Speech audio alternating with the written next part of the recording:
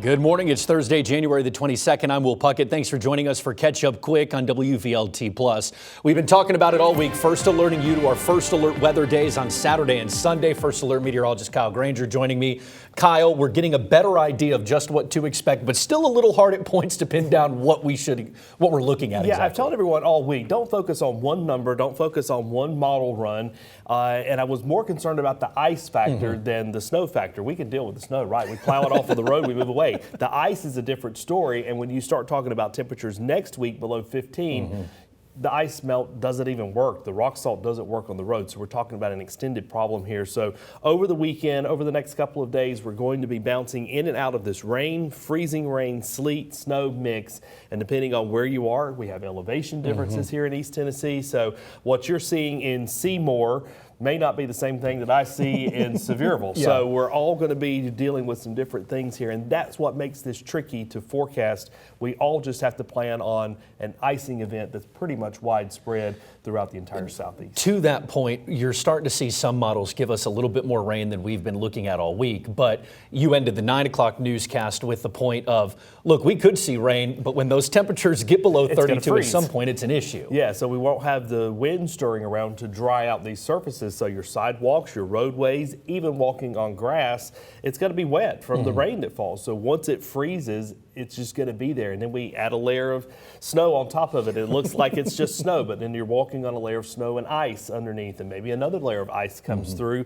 And if we were to get 8 inches on a mountaintop of snow, the rain and ice comes back and compacts it back down. So that's why I'm saying just don't focus on any number over the next couple of days. Just focus on the factor that we're going to have ice, and it is recommended that in this situation, everyone have about 3 days worth of food and water on hand. So just in case you can't get out, someone can't get to you, you're ready to ride out things. Yeah, batteries, medicine, the whole 9 yards. Kyle's going to have a bigger breakdown of this coming up in just a short while. But if you can't get to that, now's a great time to download your WVLT First Alert Weather app. You can scan this QR code right here. You can also download it in the Apple and Google Play stores. Look, Spencer, Sydney, Bell, Kyle, all going to have updated by the hour, by the minute, by the second, daily forecasts to get to you. Again, these models roll in every couple of hours. We're now so close to this event, they have their most down to the second data that they're getting in. So Kyle's going through that. When Spencer gets in, he'll go through that. All of that, again, available right there inside your WVLT weather app. And again, on a nice sunny and 75 day, that app's still good to have in your pocket. Well, first responders are making sure that they're prepared to answer calls this weekend. Knoxville Fire saying they're checking trucks, their equipment, making sure they can handle those low temperatures and anything else Mother Nature plans to throw at us. Knoxville Fire Department's Mark Wilbanks says whenever there is winter weather, they sort out calls to figure out the safest way to get to you. Our response may be delayed because of the weather. We may send out one of our four-wheel drive vehicles versus a fire truck. If your fire alarm's chirping or you have a carbon monoxide alarm going off, you may not get a full fire truck out. KFD says to make sure that you have the essentials before the weather hits, like refilling medications. Also, be careful with space heaters inside. Keep them away from anything that might catch on fire. Don't put them on power strips. Plug them directly into the wall. And then generators. Never have a gas-powered generator running inside or even in your garage.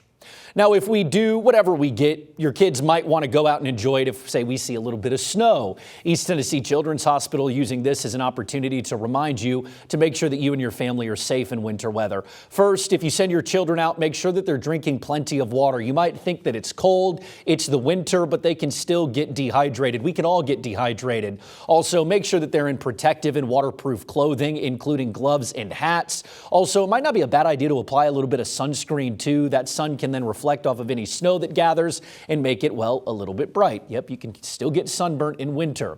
Also, when kids go outside, make sure that they're out there in short doses, about 20 to 30 minutes tops. Frostbite can occur when temps are at or below freezing.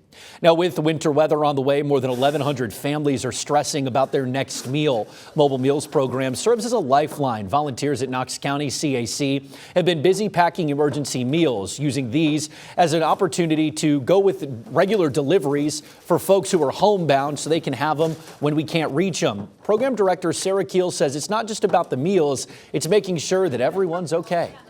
We do prioritize not only give those meals, but also safety checks. So in times like snow or ice, we do want to make sure everyone's taken care of. So what we'll do is we will make a plan. You know, things are changing. We're not sure exactly what's going to happen with the weather.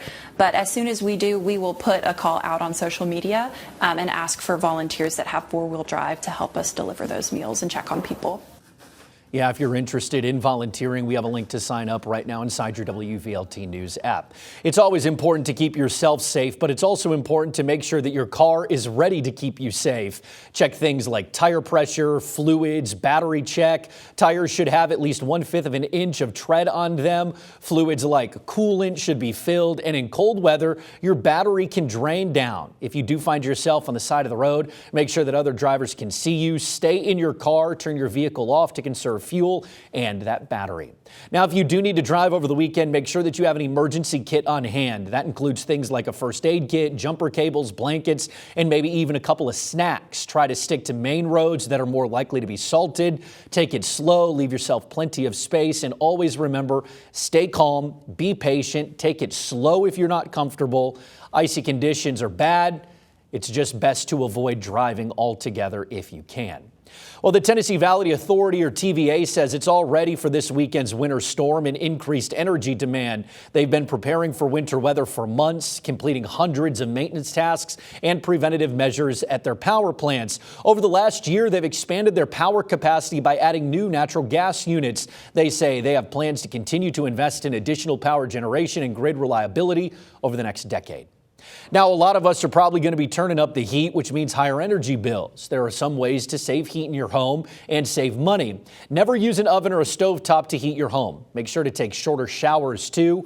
Also, keep the inside of your home warm. Not a bad idea to make sure that all of your vents externally are clear to prevent any carbon monoxide buildup. Also, keep an eye on your pipes. Make sure that they don't freeze. Drip your faucets, especially when it gets cold. Also, not a bad idea to open cabinet doors. Now, we've been talking about how you can keep yourself safe in the cold weather, but people aren't the only ones going to be braving the cold. Zoo Knoxville is busy making sure everyone in their care, pets or animals included, are prepared for the freezing weather. The animals are their top priority, and we'll have staff at the zoo to make sure that they're all good to go, even if the zoo does not open its doors to visitors. As for the animals spending time outside in the weather, the zoo says that choice is up to the individual animal, but they will make sure that they have a warm place to get to out of the cold. JJ Jones with Zoo Knoxville says some animals actually enjoy it. So a lot of these guys actually like the weather. So a lot of it is just making sure that they have warm barns, warm indoor facilities. Everyone has that so that they can retreat when they want to cuddle up and warm up a little bit. We don't want them to have to also feel like they just got to stay inside. Yeah, the zoo says snow won't necessarily close the zoo. It will welcome visitors if it is safe to welcome them. Now, there is a chance of snow, or when there's a chance of snow, sledders probably be hitting the hills. We went down to Mayo Garden Center in Bearden. They said they've got sleds ready to go. They tell us they also have things to protect your home from the extremely cold weather, along with all those sleds. We have in stock all types of sleds, from the saucers, the toddler sleds, all the way up to the big family sleds. We also have snow shovels and ice melt. And ice melt works better than the rock salt because rock salt can destroy the asphalt on your driveway or in your parking lot. So you should really use the ice melt and snow melt instead. Yeah, they tell us they'll be open on Saturday if you need anything at the last minute. Now, when the weather moves in, you can always find a full list of delays, closures across East Tennessee. We're talking schools, businesses, daycares, even churches on Sunday. All of that's available for you inside your WVLT News app. Your First Alert Forecast with meteorologist Kyle Granger. So the winter storm watch posted yesterday, and I suspect if not by the end of today, first thing tomorrow morning, we're going to get this upgraded to a winter storm warning from the National Weather Service. Really, the bottom line is here, we're going to have some nasty icing events that happen here over the coming days as we head into the weekend, and it's going to be for a large swath of the area. So I really want you to focus on if you have any travel plans, even down to the south, to the west, north, the whole circle, right? We're all going to be impacted here over the coming days as we get into the weekend. I'm going to show you the snowfall graphic. This morning, everything kind of shifted north once again, but all of this is fluid. It's all flexible, and even if we get an inch of snow in Knoxville, our bigger concern is going to be the ice, which will start to happen over Middle and West Tennessee on Saturday and inches closer to us. So while we may start off with a snow event, we finish with an icing event, back to a snow event. So this back and forth situation can create some really big problems here for the power companies and traveling across the region. You know, a quarter of an inch of ice, that's going to bring down some trees and some power lines in many locations. Even a tenth of an inch out in Townsend will be problematic. So here's kind of the impact and the timeline of what we're thinking about here. Friday into Friday night, we start with rain, maybe a little transition to a freezing rain, eventually snow by the time we wake up on Saturday morning. Then we transition back over to an ice situation through the middle part of the afternoon. That'll compact the snow down so our measurable snow totals won't be as high. And then this back and forth situation lasts right on through Monday when the precipitation ends. But the cold air doesn't. The extended freeze stays with us for much of next week. And while our 8-day is kind of based on Knoxville, when you look at the outskirt areas, we're going to have single digits, if not below zero, some negative numbers maybe in some locations when we wake up next week. So go ahead and get things done today. You'll have some peaks of sunshine. The moisture holds off, just a few little sprinkles here and there. Not a big deal, up to around 51 this afternoon. Tonight we're cold once again, increasing clouds, and if you have one last errand to run on Friday, you should be able to get that done. I'm going to show you the futurecast here on Saturday. We're going to move this time clock into motion. Again, this has kind of shifted even further south than when I got in here this morning for the 3 o'clock hour, but use this as a reference point that at points we're going to have the freezing rain kick back in over the snow, and that just kind of wobble back and forth, almost like the wobbling of a hurricane or a storm when you're in and out of some of the heavier to stronger to light rainfall. Well, now we're just switching between snow and freezing rain, and of course that freezing rain sleet situation will be the bigger problem here. And it lasts right on through Sunday. So at these points where we get just slightly at or above freezing, that's when we make the transition to those freezing rain situations. Then on Monday, things come to a close, maybe hangs out in the mountains for a little while, but look at this. We're not getting very hot next week. So while the sun may melt some of the snow and ice during the day, it refreezes at night and creates problems once again for walking the next morning. All righty, Kyle, appreciate it. Now, Kyle and Harry Sullivan will join you again live at 2 o'clock this afternoon as we get closer to this winter weather event we're expecting. You can stay up to date again on school closings, any delays, warming centers that are open, all of that inside your WVLT News app and right here on WVLT+.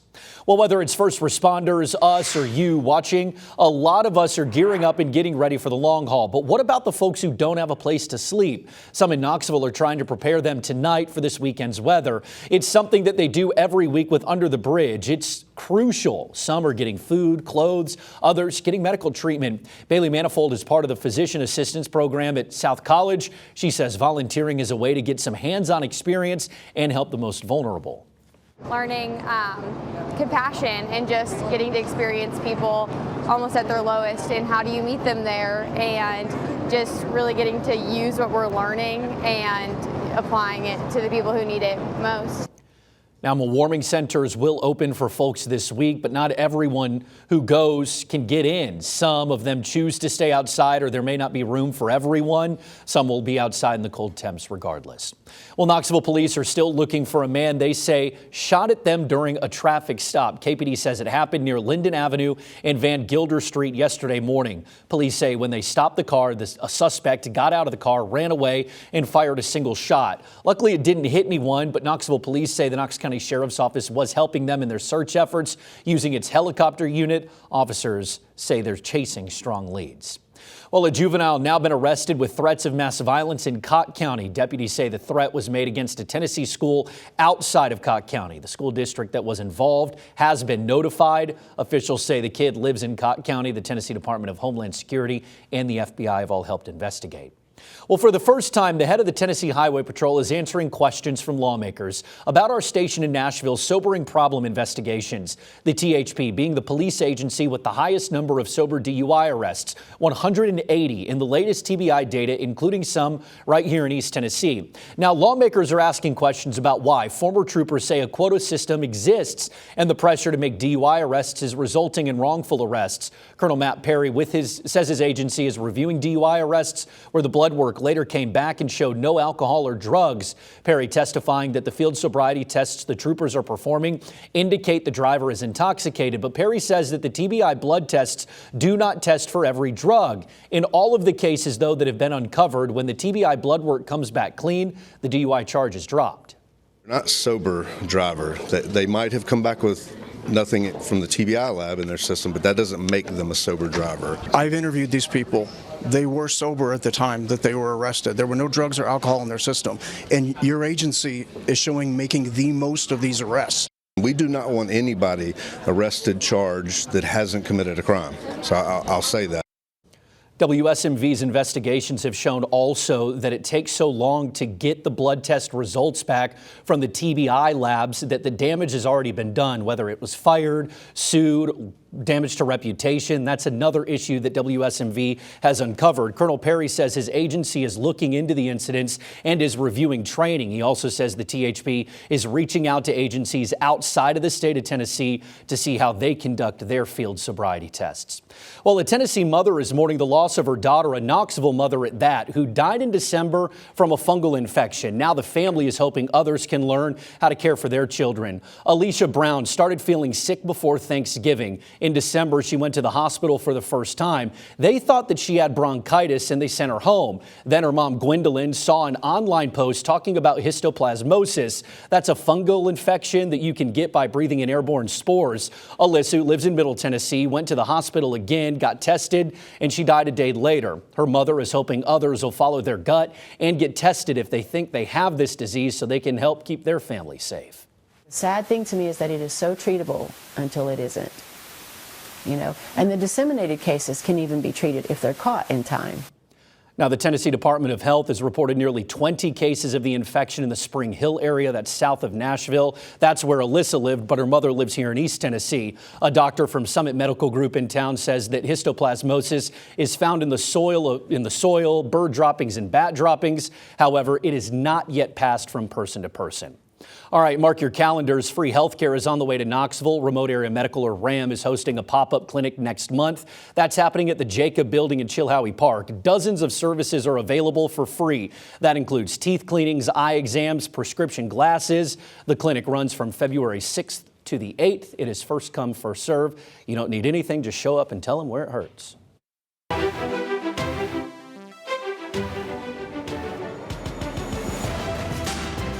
We the People, celebrating 250 years of America. Sponsored by Garza Law Firm. On January 22nd, 1973, the United States Supreme Court made a decision in Roe v. Wade. The court ruled 7-2 at the time that a woman had the right to get an abortion and that it was protected by the 14th Amendment. The case, however, overruled in 2022, ruling that abortion is a state issue instead of a federal one. Well, thanks for joining for today's edition of Catch Up Quick. We appreciate you being here. Of course, you can catch up on your news updates 24/7 inside the WVLT News App and streaming right here on WVLT Plus. Program reminder, 2 o'clock, Harry and Kyle breaking down the latest of this winter weather event. Thanks for joining us. We'll see you here tomorrow.